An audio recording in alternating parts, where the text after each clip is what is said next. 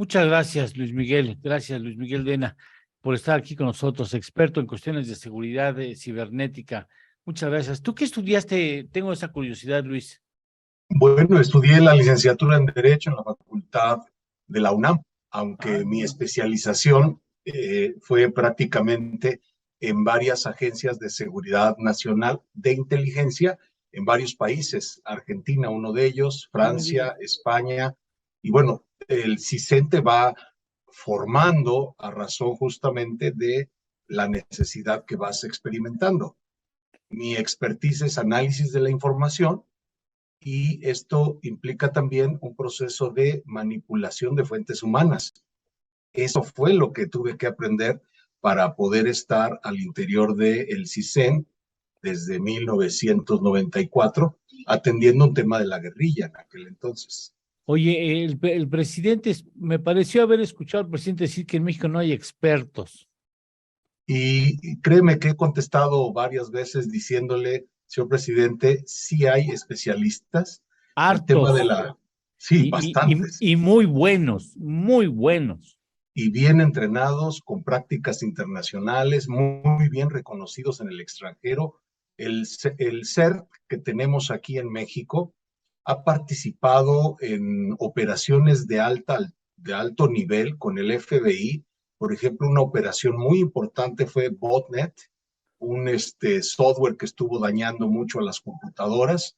También Ajá. han participado en procesos como Nexus, y todos estos operativos que yo te diga, pues son prácticamente internacionales que han afectado a la ciberseguridad del mundo. Entonces sí tenemos expertos y especialistas en la materia que se han venido construyendo a partir notoriamente del año 2000. ¿Cuáles, para no hablar en negativo, cuáles son las áreas de oportunidad que tiene el actual gobierno federal para evitar ser hackeado nuevamente? Mira, uno es que la voluntad presidencial comprenda el nivel de globalidad, hiperconectividad y el nivel de la amenaza cibernética. Ya lo está viviendo y ha tenido que estar contestando desde un espionaje vía Pegasus, Sí. desde el plan comercial de una aerolínea que pretenden desarrollar, pero también han estado ya filtrando el organigrama del cártel Jalisco Nueva Generación.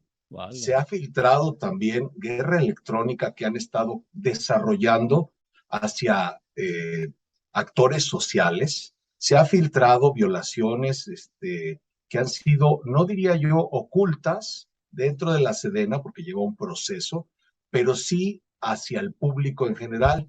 Y también se han estado observando seguimientos a actores sociales, como se ha hecho siempre en inteligencia.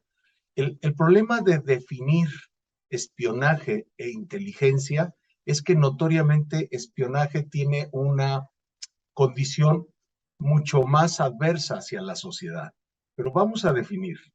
Si el CISEN tuvo la capacidad de determinar a través de inteligencia quiénes eran los terroristas de ETA que estaban en México y procurar su exilio, su repatriación a México, notoriamente debo decir que hicieron un buen trabajo. El tema es cuando esto pasa al plano civil, al plano periodístico, al plano mediático, en donde el daño que se puede hacer a un periodista notoriamente es de alto impacto cuando te están, por ejemplo, monitoreando las comunicaciones de un hijo. Qué No se barbaridad. encuentra sentido. No, Hoy pues vemos sí. el caso de Ricardo Rafael, que ha señalado que notoriamente llega un WhatsApp o un link a un WhatsApp del dispositivo de su hijo, y ahí es como va descubriendo, desvelando, de que está en un proceso de ser, ahora sí, eh, afectado por la información técnica, que ese es su correcto nombre, información técnica, no espionaje. Espionaje tiene que ver con algún mexicano pasando información al extranjero o algún extranjero en nuestro país pasando información a su país. Ese Sí, es espionaje, ese es espionaje. ya. Oye, porque no quiero saber qué podría ser ese un grupo malintencionado que le pegue, por ejemplo, al SAT. por ejemplo, que le pegue al SAT o que borre los registros del Instituto Mexicano del Seguro Social o que se meta con los asuntos de las Afores, puta, revienta al país. Revienta el país un tema social, pero imagínate que tomen control de una instalación estratégica que produce energía eléctrica y se quede una región del país sin ello o sin agua, Uf, o se cause algún tipo de incidente en las comunicaciones de un aeropuerto. Es decir, aquí preservamos la vida. Y aunque el mundo virtual aparentemente podemos morir muchas veces y resucitar muchas veces como los juegos, en el mundo real eso no sucede. Entonces, información de personas que están desarrollando actividades de inteligencia en contra del crimen organizado, en donde ya están sus nombres, en donde ya están sus domicilios, es una falencia que puede provocar la pérdida de vidas. sí, por supuesto. Eh, ¿Cuál crees que haya sido el propósito de este grupo experto en cuestiones informáticas para hackear a 5 países y puntos estratégicos? ¿Por qué yo me imagino, ¿por qué se hace? ¿Por Primero, diversión, nada más para demostrar que se tiene poder o cómo? marcaría tres hipótesis. ¿Por qué hoy todavía nadie tendría la capacidad de decir por qué? ¿Por qué? Sabríamos cómo, pero el por qué, que es una pregunta sumamente importante. Nos quedamos en el qué pasó, cómo lo hicieron, qué se está desvelando y ahora vamos al por qué. Y en el por qué, que es una pregunta muy inteligente, don Eduardo, es, primera hipótesis, un Estado nacional, no podría señalar cuál, pero hablemos de 5 o 6 potencias: Estados Unidos, China, Rusia, India y quizás alguna que otra Corea, ¿no? Si ese Estado nacional construye una fachada de una organización guacamaya que va a tener una agenda político-social ambientalista y de alguna forma accede a la información estratégica de cada uno de estos países en sus fuerzas armadas, ya tiene una ventaja. Y esa es una acción de ciberguerra. Primera hipótesis. Segunda hipótesis. Efectivamente, puede ser una organización que ha observado el militarismo como ellos lo observen. Aquí vale la pena decir, ayer se autoriza que nuestras Fuerzas Armadas estén hasta el 2028 en el Senado. Y es una reflexión correcta, porque no tenemos policías estatales, municipales o federales que puedan hacerle frente a esta grave violencia que vive México. Entonces, si dentro de la agenda está desvelar el espionaje, desvelar la corrupción, desvelar toda esta estrategia político-social que no conduce a un buen gobierno, pues ahí tienes una segunda hipótesis. Será apoyada por grupos que estén a favor de esa agenda. Y una tercera hipótesis tiene que ver con esa organización que sin agenda política, pero poniendo una agenda política aparente, bueno, pues se dedica en todo caso a cobrar dinero para distribuir esa información. Solo puede haber, y lo digo pensando, este tipo de hipótesis. Las motivaciones de un hacker están, primero, con una palabra que duele, porque pueden, Eduardo. Y cuando tú haces algo porque puedas, es poder. Claro. Segundo, lo hacen por diversión, lo has dicho perfectamente bien. Los jóvenes que empiezan a hacer este proceso de ciberataque lo hacen para probarse, primero por diversión, después por reto, después por competencia y después aprovechan esta circunstancia. Hay sombreros blancos que han ayudado a fortalecer las capacidades de seguridad de Microsoft, pero también hay sombreros negros que han buscado penetrar y lo han logrado.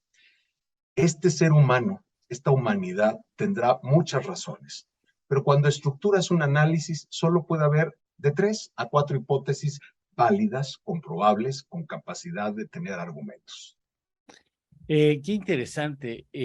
Sobre todo, en alguna ocasión tuve la oportunidad de estar con un español que era experto en informática, había estado en cuerpos de seguridad en su país y ahora trabajaba para proteger a los bancos. Y me decía que se metía en la deep web, en Sí, la así deep web, es. sí, o en la dark web, que dicen algunos, y que él estaba enterado de que se estaban negociando tarjetas de crédito, pero bonches, o sea, Sí, claro, cientos de miles de tarjetas de crédito, o drogas, o órganos, o niñas, o niños claro. para la prostitución, y decía, es terrible lo que se está negociando abajo, ¿no? Y lo terrible que es a veces que uno como padre de familia, quiero ir a esa superficie más sensible, como padre de familia, uno no tiene la menor idea de la gravedad a la que están sujetos nuestros hijos en ese mar, en ese océano de la informática y del ciberespacio. Déjame hacer una alegoría de cuando tú y yo éramos niños y nuestra madre nos acompañaba caminando a la escuela y nos tomaba de la mano y estaba alerta de todos los peligros. Hoy es imposible que un padre, una madre, esté todo el tiempo que un niño tiene un Sí, dispositivo enfrente. Consecuencia, temas como grooming, sexting, temas como identidad falsa, temas como suplantación de identidad que afectan a nuestra familia, ransomware, malware, virus, todo ello es un universo que está en este quinto dominio de la humanidad que se llama ciberespacio. Y pongo nada más una idea. Imagínate que en este ciberespacio tú y yo estamos por encima, pero hay un mar profundo sí, llamado Dark Web, Darknet, que notoriamente al explorarlo puedes encontrar lo más oscuro de la humanidad. Lo has dicho perfectamente bien. Todo eso que has señalado lo hemos venido combatiendo y lo digo así porque en la coordinación de inteligencia de la Policía Federal Preventiva en la que tuve el honor de servir, uno de los grandes temas de ese momento era la pedofilia y la pederastia, condición que nos llevaba a tener una verdadera capacidad, un reto importante para que no fueran dañados nuestros niños, para que no hubiera un turismo sexual. No quiero decir si lo hicimos bien o lo hicimos mal. Lo que quiero decir es que no solo es un tema policíaco, es un tema del ciudadano creando conciencia, es un tema de la pareja intentando no subir lo que no debes de subir al ciberespacio, es un tema de la familia procurando espacios, herramientas, seguimiento, atención a nuestros hijos. Es un tema de la sociedad en su comunidad laboral desarrollando buenas prácticas, conciencia de que hoy puede ser vulnerada su empresa y acabar con su secreto profesional, industrial o con sus operaciones. Es un tema de la sociedad mexicana intentando cobrar conciencia y es un tema del Estado mexicano en un nivel de seguridad nacional para atender el concilio de qué están haciendo los países y cómo son sus prácticas internacionales para superarlas. Es un tema de seguridad pública porque la extorsión, la falsificación, hoy te puede estar llamando un teléfono que tú tienes registrado como banco, sea cualquier marca, y tú lo vas a creer porque está en tus contactos, pero es una aplicación que enmascara el teléfono original y solo copia ese teléfono, te van a pedir tus datos, tú vas a caer en el terror, en el temor, en el miedo y separemos. Miedo es aquello que no quiero que me suceda. Entonces, si te dicen que tu cuenta fue clonada y te están sí, hablando de Banamex y tú ves Banamex, todo ello claro. Ujú. contribuye a lo que hemos llamado ingeniería social y lo que hemos llamado definitivamente una pandemia digital. Oye, pues, a ver, dime, Miriam. Yo quisiera preguntarle, ¿qué podemos hacer entonces? Algunos consejos, algunos tips como mamás, como papás, como personas, como parte de una sociedad para cuidarnos de todos estos asuntos. Muchas gracias, Miriam. Creo que es la pregunta también más correcta. Comencemos por cobrar conciencia, que lo he dicho en bastante tiempo. La segunda parte, construyamos contraseñas que ya no sean 1, 2, 3 o el nombre de mi mamá más un número. Construyamos contraseñas que tengan una contraseña gestora y añadamos números, signos, letras mayúsculas, letras minúsculas e inclusive Si tenemos mucho más de 10 cuentas, empecemos a usar gestores de contraseña que tienen una gran capacidad de encriptación. Cuando naveguemos en ciertos lugares donde no sabemos hacia dónde vamos, utilicemos VPNs. El Virtual Port Network nos permite tener un tubo donde se encripta nuestro pasaje y no está tan expuesto a todo lo que puede ser un ataque. Desarrollemos la capacidad de discernir entre dar un clic animosamente por curiosidad a reflexivamente por criterio. Somos seres emocionales y los delincuentes están aprovechando ello. Somos seres de confianza, somos seres que entregamos confianza y los delincuentes lo saben. Entonces, discernamos, reflexionamos sobre lo que vamos a ver. Adicionalmente, protejamos nuestra información. No es necesario cancelar nuestra libertad, vivamos la libertad, pero tengamos claridad de qué podemos postear, porque toda información que está en el ciberespacio es vulnerable. Si tú quieres que el rostro de tus hijos esté en la televisión de un pederasta, súbelos, va a estar ahí. Ay, no tenemos manera.